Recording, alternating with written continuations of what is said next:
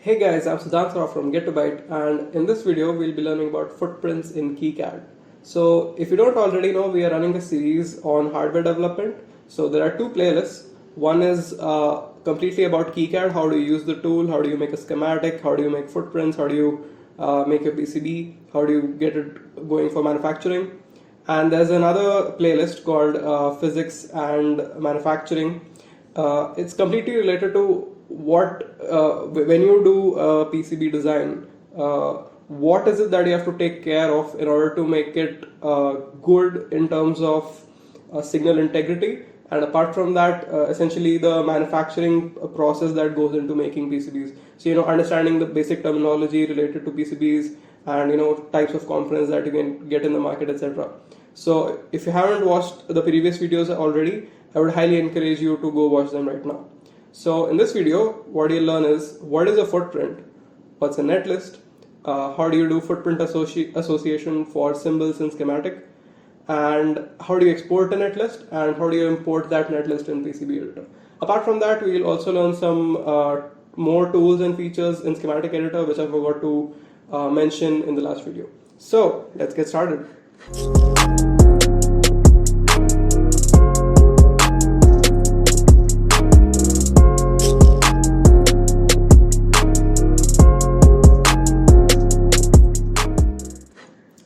Okay, so the first thing I'd like to talk about is whenever you start making a PCB, every time you say add a component, there are actually three parts of the component you'll have to look at when you're designing.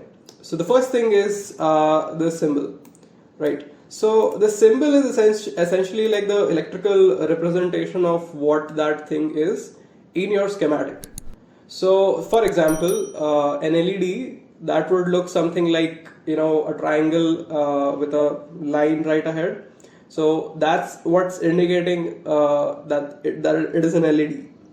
But if you look into like what it physically looks like, it doesn't look like that. So there's where footprints come in. So footprints are essentially the physical representation of the component on your PCB with information related to the cell screen, copper layers, etc. So when you actually need that component on your PCB, it will essentially this footprint will essentially tell you, like say, what is the width of a pin, how much copper thickness is there for that pin.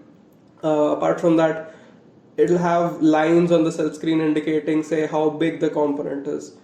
Or also it also would have a small dot right in front of the first pin to indicate that this is the orientation you're supposed to place your component in. So this is what a footprint is. And apart from that, there's also a 3D model. So these three things is what encompasses a component on your PCB. So symbol, footprint, and 3D model. 3D models come in handy when you have to say look into what is the maximum thickness of your entire PCB. Maybe you want to put it inside an enclosure. So that's where 3D models are very, very useful. So this is essentially what a footprint is. It is a physical representation of your component on the PCB, and which contains all the related information about the copper layers, the cell screen, etc. So if you don't understand these terms, what a copper layer is, what a cell screen is, I would encourage you to go watch the first video in our Physics and Manufacturing series. It's completely about layers in a PCB. So I wish you go check that out. So now that we have cleared out what a footprint is, let's talk about a netlist. So we said there are essentially three parts to any component: that's symbol, footprint, 3D model. Now, if we talk about a netlist, netlist is a list of connections which you have made in your schematic, which has to be mapped to your footprints. So you have defined, say, the connection of one pin of one component to another pin of another component, but now that connection has to be extended to your footprint, that is the physical representation. So the netlist is essentially a list of all these connections which are mapped to your footprint. So when you place a component on your PCB, you would know that these two things are connected. And Netlists also allow you to not connect pins which are actually in the schematic not connected to each other. So you don't make mistakes. So schematic essentially defines the connectivity.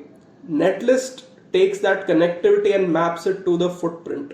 So Netlist is a mapping of nets in the schematic to the pins of the footprint on the PCB. So now that we have got a hang of what a netlist is, what a footprint is, let's go back to our design which we were working on in the previous video. So we have completed the schematic here.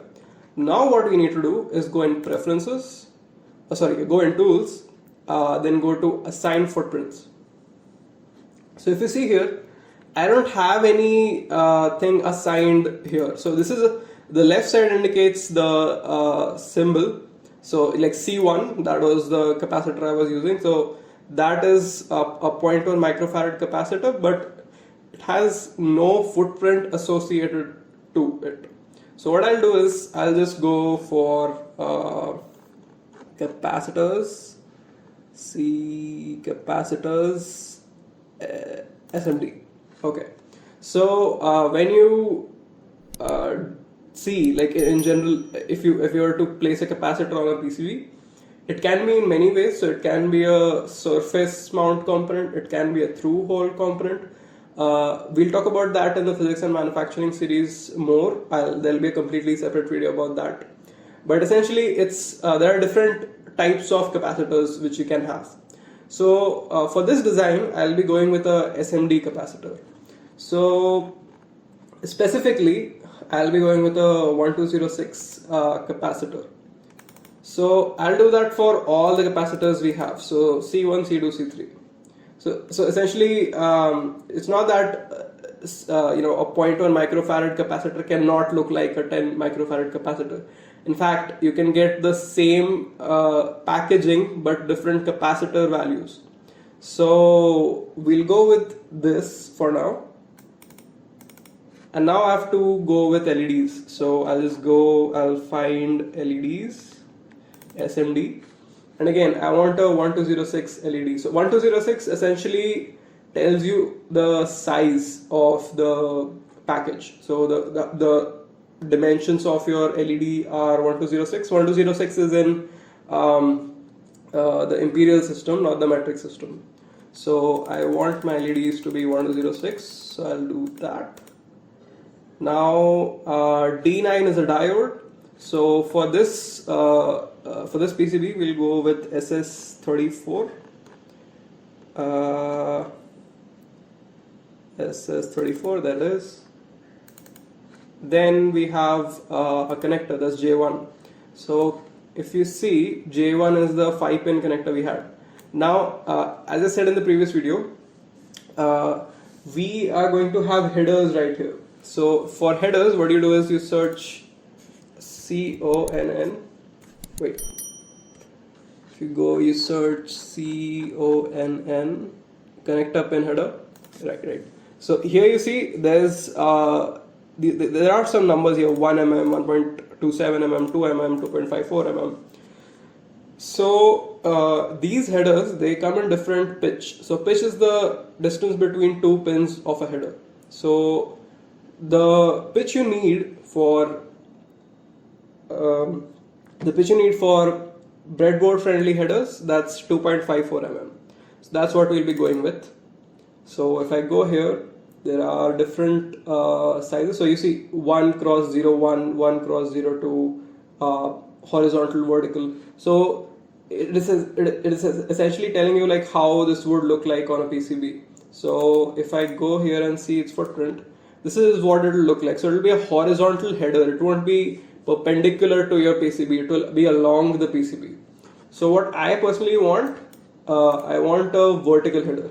And we have a 1x05 header. So that's one row and 5 pins in that one row. So I'll go with 1x5 and I want a horizontal, I want a vertical one, right? So I'll go with that. Now coming to the connector, that's J2, that is the connector we were talking about for providing power to the entire PCB.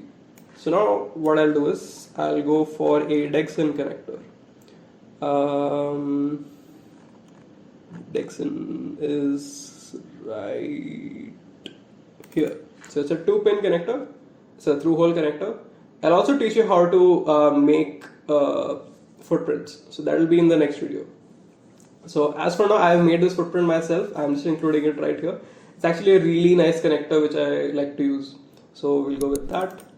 Next we have the resistors. So again, I want a resistor which is also a 1206 resistor. So let's go and try to add a 1206 resistor. So we'll go for resistors, resistor SMD. SMD stands for surface mount. So I'll go with the 1206 resistor. Okay, now we have the IC that we're working with. So as of now, the situation is for this IC, if I go search this part number, I won't be able to get it in the list that's already here. So you see the list I'm scrolling down on the left. There are components here, but we don't have specifically the component we want. So now what you do is, there are two options. You can go to this website called SnapEDA. SnapEDA essentially is a place from where you can get a lot of components. I wouldn't say all components, but a lot of components that are available in the market, which are not available in the Kicad library, like right here. So let's search for our component, right? So our component that we are looking for is 74HC595. So I'll just go, I'll search 74HC595 and there it is. Now what I'll do is I'll just go download symbol and footprint. So symbol we already have, we are interested in the footprint, right? So what I'll do is I'll just go download footprint, then I'll select Kicad version 6 and later, and now what I can do is I can go to the specific board I'm working on, right? So test board is what I'm working on. So in that I'll go and save this as a zip file. Then when I'm done with that, I'll go back to it again. We'll go extract it.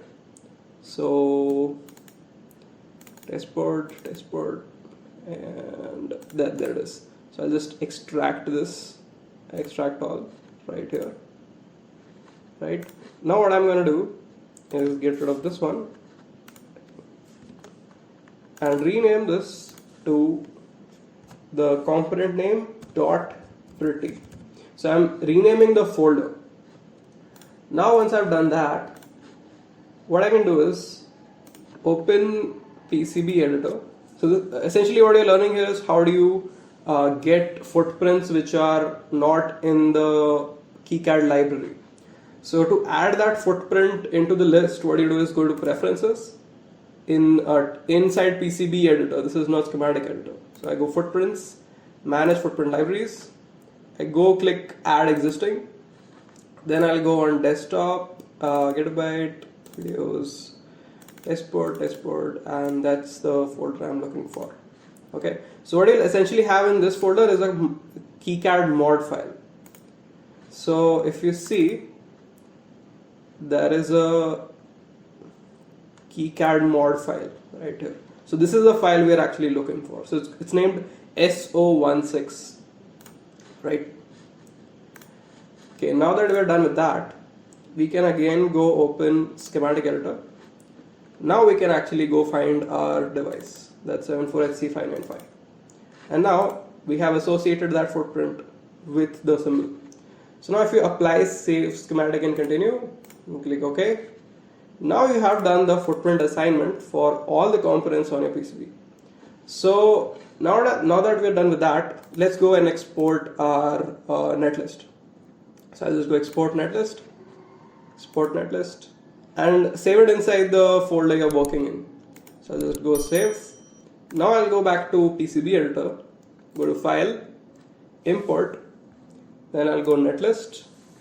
I'll try to find that netlist right here and load and test netlist. So we got 0 errors, 0 warnings, all good, and we go update PCB.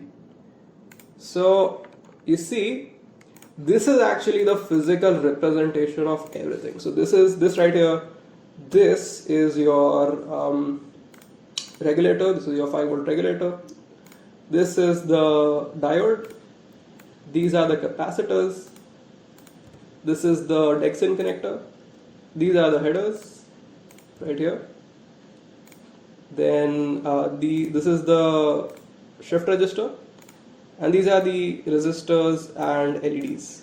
So you can see right here, there's a line going from here to here, here to here, here to here. This is just the rat's nest. Essentially, this is the connection you defined in your netlist. So now we're done with that. Let's go to schematic editor once more. There are some more features which I'd like to discuss here, which we missed in the last video. So what you can do is also add text boxes. So like say for example, I want to say, make a text box here. So this is useful when you are sharing your designs with someone who is supposed to use them and do something, or like try to understand. It makes it very much more comprehensible for someone else. So like say the 560 ohm resistors are for limiting current. Okay, so I go say that. Okay, so that helped us write some information regarding the design inside the schematic, so it's more comprehensible. Apart from that, we talked about labels in the last video. So there are actually 2 types of labels you should be aware of. When you have a design which is getting too big, it is very much advisable to separate it out into different pages. So what you do is, say for example, I want to add the whole power section of my PCB, assuming it's quite big. The PCB itself has a lot of components, a lot of connections. So just to separate things out, you can add a hierarchical sheet. So it's just essentially a different sheet in which you have some information. So things are just separated out here to make it easier to work with. So I just go here, I make a sheet, and I'm just going to call it power, right? So I'll call it that.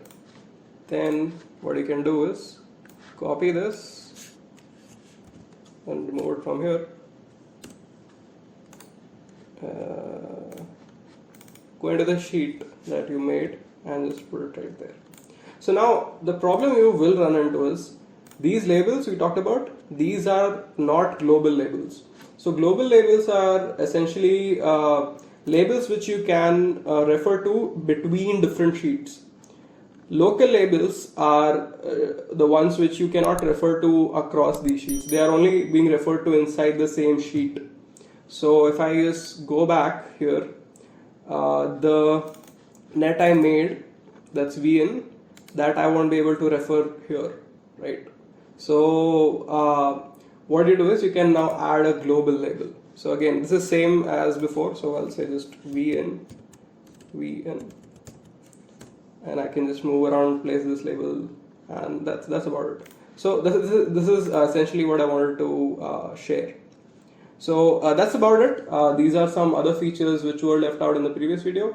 Now you know enough to get started with your PCB design itself. So like how the PCB will look in PCB editor, and like you can go around, start making your PCB. So in the next video, what we learn is how do you make a footprint. Now we have learned how to import associate footprints. How do you actually make one if it's not available? So I'll see you in the next one. Bye for now. So that's it for now. Like the video, subscribe the channel and press the bell icon to get notified for new videos, and share it with your friends.